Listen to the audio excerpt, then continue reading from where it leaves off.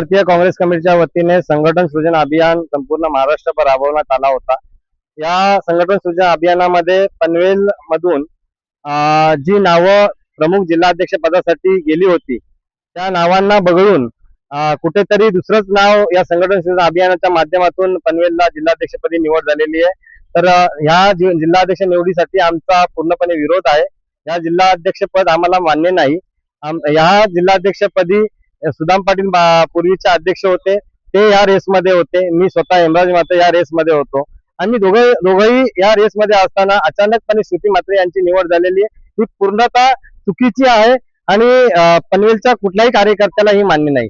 आज आपण पाहायला गेलो, आम्ही टिळक भवन येथे सर्व पदाधिकारी आज आपण पाहायला गेलो तर पनवेल येथे जो पदग्रहण झाला त्या पदग्रहणामध्ये 9 ते 10 कार्यकर्ते नव्हते। म्हणजे अशी परिस्थिती आज जर पनवेलची आहे, जो अध्यक्ष नेमला त्या अध्यक्षाच्या मागे 10 कार्यकर्ते नसतील तर तो अध्यक्ष काय काम करणार आहे। पहिली गोष्ट तळागाळातील कार्यकर्त्यांची जनभावना आहे का हा काँग्रेसचा अध्यक्ष आम्हाला मान्य नाही आणि म्हणून आजचा हा उठाव होता। या उठावासोबत आम्ही सर्व काँग्रेसचे जे निष्ठावंत कार्यकर्ते आहेत ते आज पनवेलहून इथे टिळक भवन येथे आम्ही आमचा निषेध नोंदवण्यासाठी आणि आम्हाला हे अध्यक्ष आहेत पनवेलचे अध्यक्ष फेरनिवड व्हावी ही मागणी करण्यासाठी प्रदेशाध्यक्षांकडे आलो आहोत।